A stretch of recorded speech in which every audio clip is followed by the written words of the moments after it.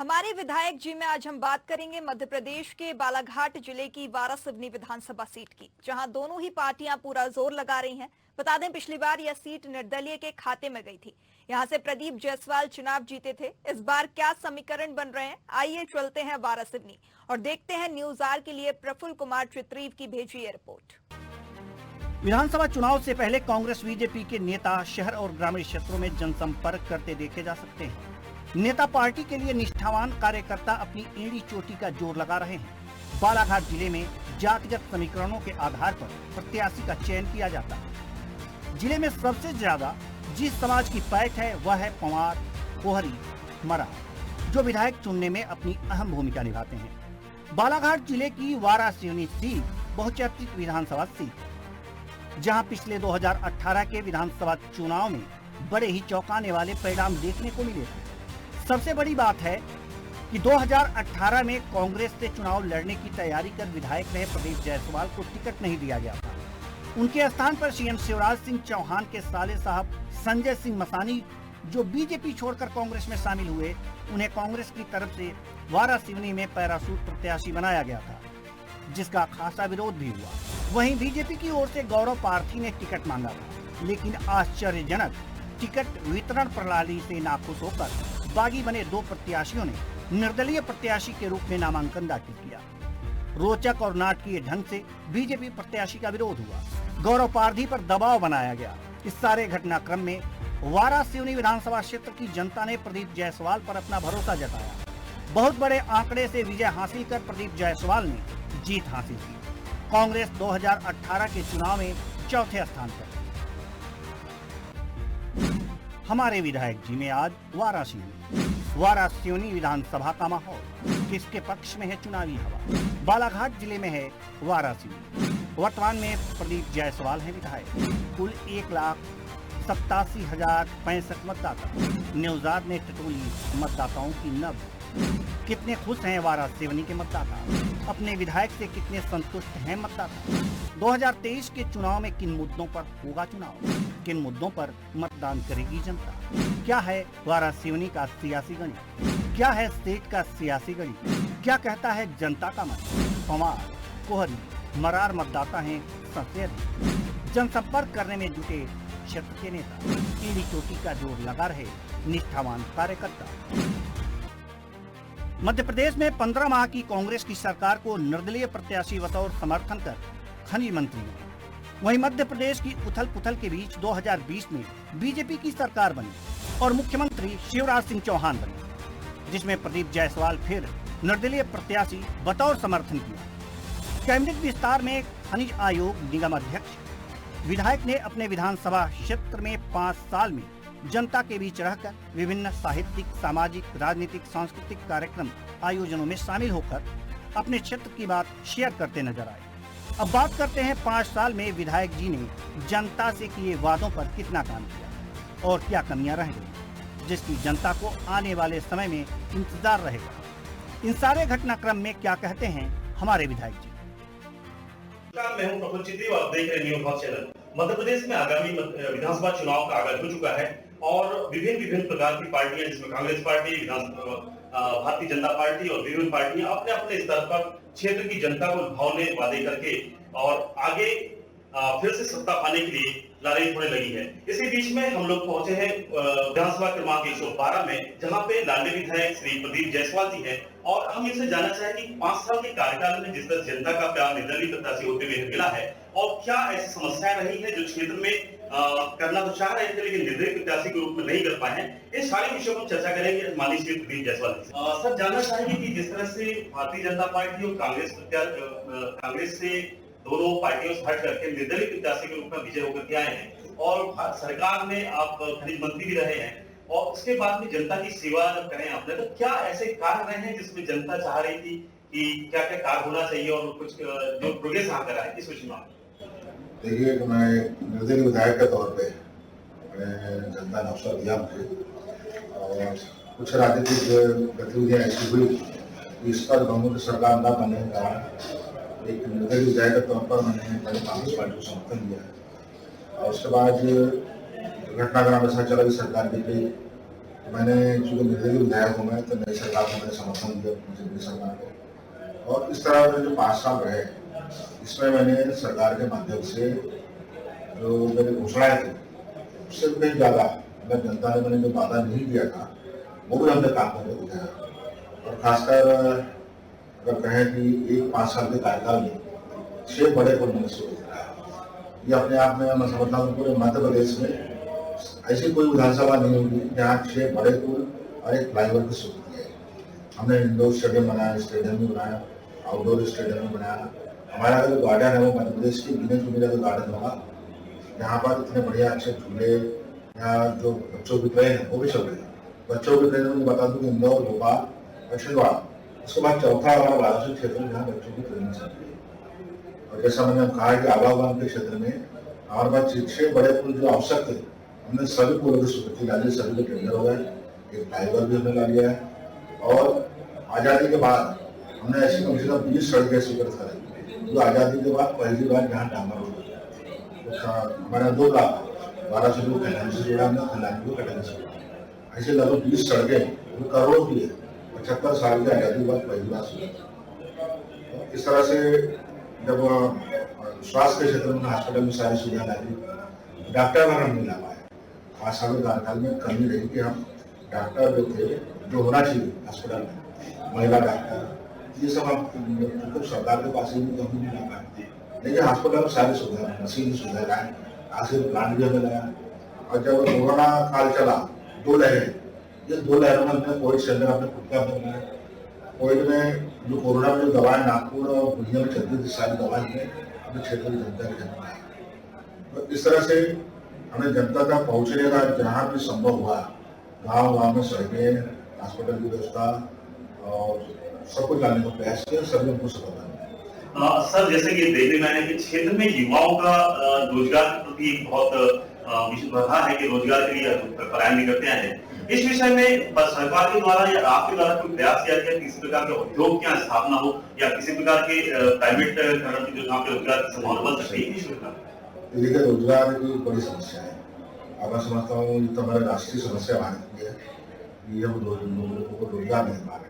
लेकिन मैंने अपने वाराणसी क्षेत्र में लगातार पुल पुलिया लाना, इंडोर स्टेडियम लाना, तो इससे कहीं ना कहीं लोगों को रोजगार ही मिला है।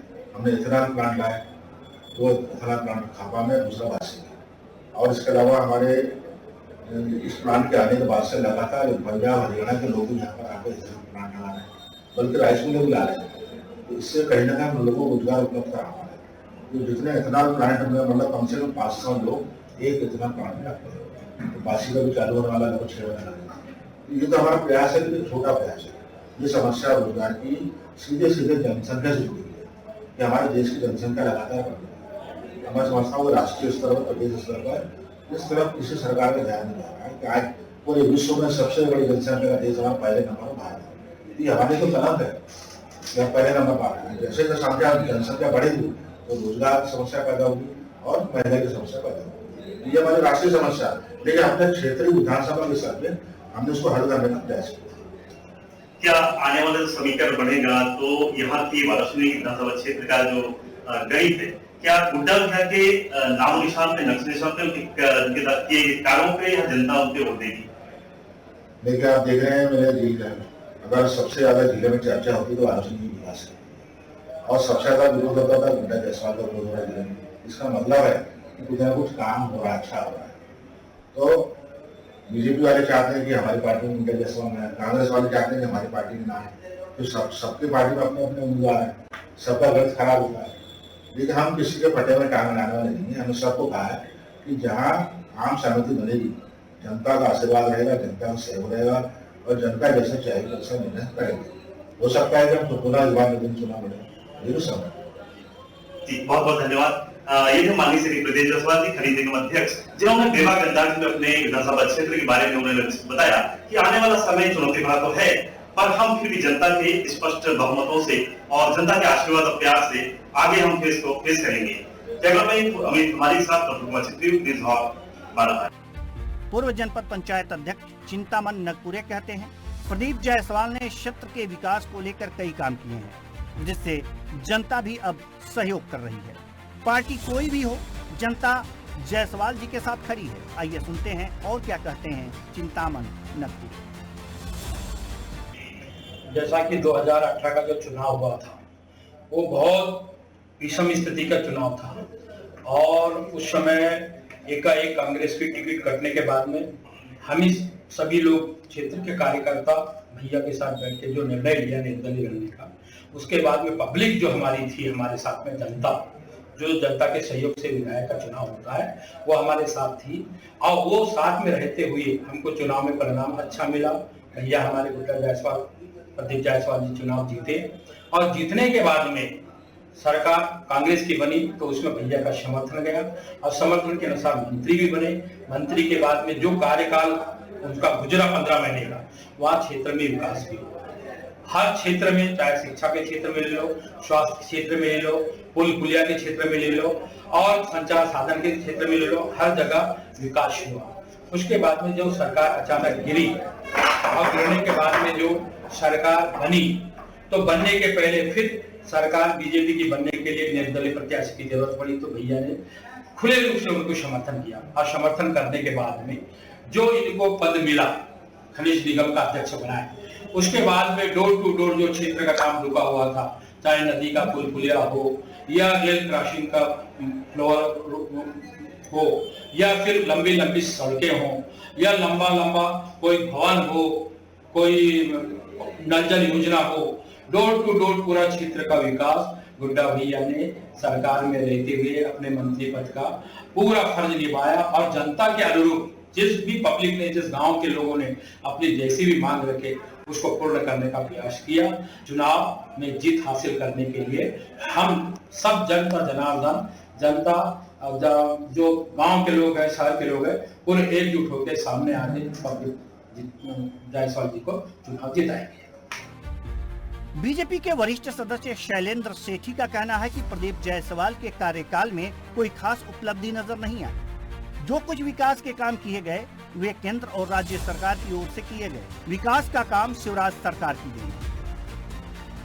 उनका जो निर्दलीय प्रत्याशी है, अब वो जनता के निर्वाचित जनप्रतिनिधि, वर्तमान में उन्होंने भारतीय जनता पार्टी को भोपाल में अपना सहयोग प्रदान किया। वर्तमान में जो उनका अगर कार्यकाल देखा जाएगा तो बड़ी खास उपलब्धियां है नहीं, क्योंकि उनके द्वारा जो बातें की जाती है वो लगभग धरातल पर नहीं दिखाती है। आपको जो वर्तमान में या बालाघाट जिले में जो विकास या मध्य प्रदेश में जो विकास दिख रहा है वो भारत सरकार एवं मध्य प्रदेश सरकार माननीय शिवराज सिंह सरकार का। हमने किसानों के लिए काम किया है, हमने युवाओं के लिए काम किया है, हमने जो इस वाराणसी विधानसभा और बालाघाट जिले के लिए कुछ बड़े काम किए हैं। आप जो हमारे जो यहाँ नगरीय क्षेत्र में आप देखेंगे, मुख्यमंत्री अधोसंरचना कायाकल्प के अंतर्गत आपको नगरीय क्षेत्र में विकास दिख रहा होगा। जो क्षेत्र में दिख रहा है वो माननीय शिवराज सिंह सरकार की देन है और भारत सरकार के जो उपलब्धियाँ आपको दिख रही है यहाँ पे। और अभी वर्तमान में लाडली बहना का भी आपने देखा होगा कि 2 किस्तें हमने डाल चुके हैं। तीसरी आगामी किस्त अगस्त माह में डलेगी रक्षाबंधन के समय। और इस बार मध्य प्रदेश में पुनः अब की बार 5वीं बार फिर भाजपा और फिर शिवराज जी की सरकार बनेगी, माननीय मोदी जी के नेतृत्व में और माननीय शिवराज जी के नेतृत्व में। पूर्व नगर पालिका अध्यक्ष विवेक पटेल कहते हैं, वाराणसी विधानसभा क्षेत्र में शिक्षा और चिकित्सा की स्थिति बहुत खराब है। आम जनता परेशान है। रेत का अवैध खनन क्षेत्र में रुक नहीं रहा। साल से विधायक है वो और वर्तमान में मंत्री हैं। उपलब्धि की बात करें, कई हॉस्पिटल आप कोई व्यवस्था नहीं है, नहीं होता। कोई पेशेंट आया तो उसको रिफर किया जाता है, चले जाइए व्यवस्था के मामले। शिक्षा और चिकित्सा में बहुत बुरी स्थिति है। 20 साल से विधायक है, मंत्री हैं, आप देखिए ना, नहीं कोई व्यवस्था वाला कैसे चल जाइए कुछ काम से, कुछ चले जाइए लंबे ढंगे चले जाइए और अध्यक्ष का माहौल है। साफ की चर्चा जो है नियंत्रण नहीं है, आम जनता भटकती है, सुनने वाला नहीं है। रेत का अवैध खनन हो रहा है। आज वाराणसी क्षेत्र में जो रेत होती है हमारी नदियों की खत्म हो रही है। कौन लूट रहा है पता नहीं, कौन लूट रहा है, कौन ठेकेदार है, वहाँ पर दारू दुकान हो रही है, अवैध क्रॉसिंग हो रही है, कौन काम कर रहा है, उसका संरक्षण नहीं होगा। जब पूरा संरक्षण यहाँ के विधायक खनिज निगम के अध्यक्ष हैं। मेरे काम खनिज को बचाना है और हमारे क्षेत्र में सबसे ज़्यादा अवैध काम भी हो रहा है, हमारे क्षेत्र में हो रहा है। मैं चाहता हूँ इस समय हम क्षेत्र में घूमते हैं, मैं तो 30 साल का काम कर रहा हूँ। इस समय वाराणसी में परिवर्तन का माहौल है, हमें तो लोगों को जा रहे हैं, लगातार जा रहे हैं। हम नारी सामान के फार्म भर रहे हैं, लोग बेरोजगारी से परेशान हैं, लोग महंगाई से परेशान हैं, महिलाएं बढ़ चढ़ के हमारे हिस्सा ले रही हैं। 500 सिलेंडर मिलेगा, हमें 1500 मिलेंगे, बिजली फ्री मिलेगी, दूसरी हाफ मिलेगी, किसानों का कर्जा माफ होगा, कर्मचारियों को पुरानी पेंशन मिलेगी। हर व्यक्ति का आ रहा है, कांग्रेस सरकार आए। कुछ इस तरह की बातें सुनील राणा का कहना है और जीतू राजपूत का। वे कहते हैं विधायक जी ने क्षेत्र के विकास पर ध्यान नहीं दिया। कई क्षेत्र ऐसे हैं जहां अभी भी विकास होना बाकी है। 5 साल निर्दलीय प्रत्याशी के रूप में यहाँ पर रहे हैं, विधायक रहे हैं, और उन्होंने जो मूलभूत सुविधाएं शासन के रूप में आनी चाहिए थी, वे कहाँ तक जनता तक पहुंची है और क्या है? क्योंकि विकास का तो ऐसा है, कुछ विकास निरंतर चलते रहते हैं, सड़कें बनती हैं, बिगड़ती हैं, लेकिन जो हमारे क्षेत्र में बहुत सारी चीज़ें हैं, जैसे खनिज जैसे जो मामले हैं, उस पर विधायक जी का जो रवैया है वो अच्छा नहीं रहा है। इस वाराणसी विधानसभा क्षेत्र में रेत और दारू का इतना विकास हुआ है, जिसके कारण यहाँ की युवा पीढ़ी नशे से बर्बाद हुई है, और रेत के अवैध उत्खनन के कारण किसानों का पतन हुआ है। किसानों की खेती जो जल पर निर्भर करती है, वो जल स्तर रेत के अवैध उत्खनन के कारण बहुत ज़्यादा गिरता जा रहा है, जो आने वाले समय में प्रकृति के साथ जो किया जा रहा है खिलवाड़ वो बहुत बड़ा है। वाराणसी विधानसभा में कुछ चीज़ें जिनको विकास कहा जाएगा, हो सकता है 1-2 चीज़ें वर्तमान विधायक जी ने अच्छी की, मैं इस चीज़ से वो नहीं रखता, लेकिन बहुत सारी चीज़ों में अभी भी विकास बाकी है, ऐसा मेरा मानना है। क्या अब जो जनता यहाँ पर रही है, जैसे भारतीय जनता पार्टी और कांग्रेस पार्टी दोनों का पक्ष से हट करके निर्दलीय प्रत्याशी विजय होकर गए हैं, और जो अपेक्षाएं रहती जनता की, तो वहाँ कहाँ तक ये अपने वादों पर खरे उतरे हैं? देखिए, जो विधायक जी थे वो निर्दलीय कहे जरूर जा रहे हैं, लेकिन वो कांग्रेस के 100 में से 95 लोगों के समर्थन से ही बने थे। तो चूंकि उनकी टिकट पार्टी ने काटी भी है, बात सही है, लेकिन वो कांग्रेस के ही परंपरागत वोटर और जो मतदाता होते हैं उनसे जीते।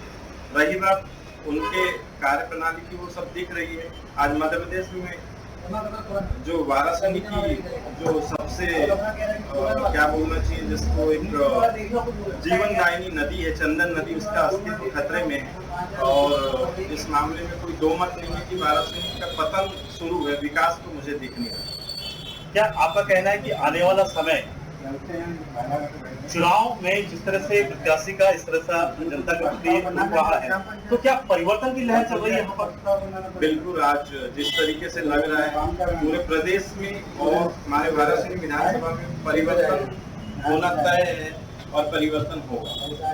इस तरह से देखा जा रहा है कि मध्य प्रदेश में चुनाव का आगाज हो चुका है और सभी पार्टियां अपना अपना जोर अजमाइश कर रही हैं। यहाँ पर निर्दलीय विधायक रहे हैं, कैसा कार्यकाल रहा उनका 5 साल का?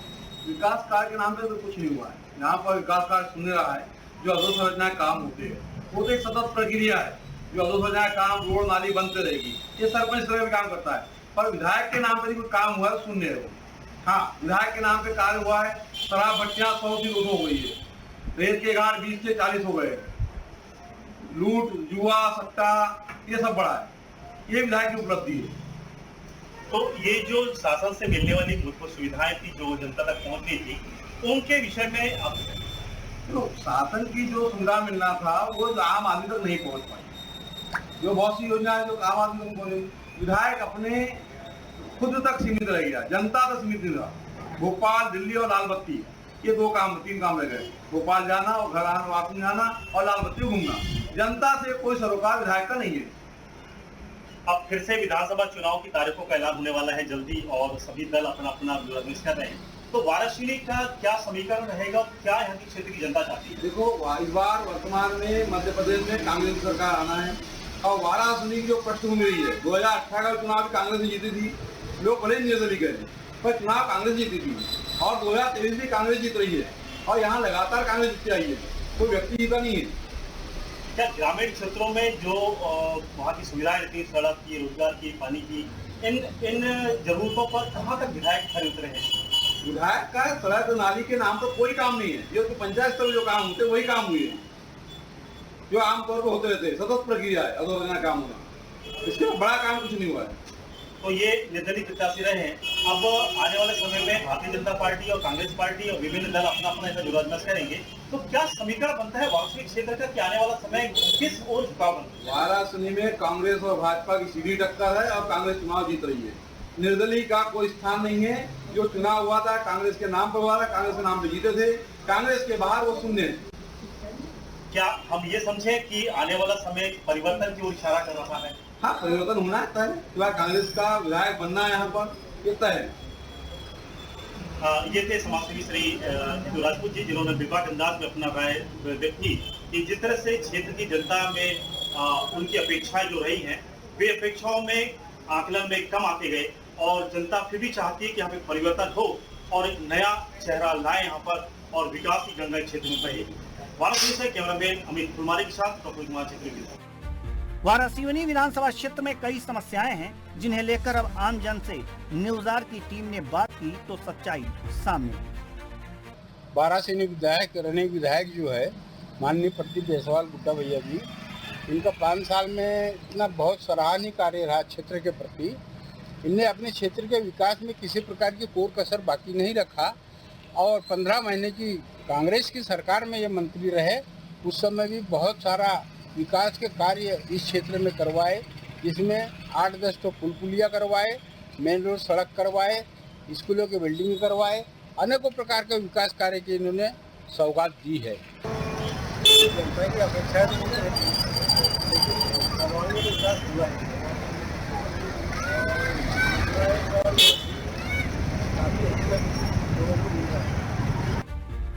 वहीं चिकित्सा क्षेत्र से जुड़ी डॉक्टर कौमी का कहना है कि क्षेत्र की जनता चाहती है कि शिक्षा और चिकित्सा के क्षेत्र में ध्यान दिया जाए। साथ ही उन्होंने कहा कि नए लोगों को भी अवसर मिलना चाहिए, क्षेत्र में युवाओं को मौका दिया जाना चाहिए, जिससे क्षेत्र का तेजी से विकास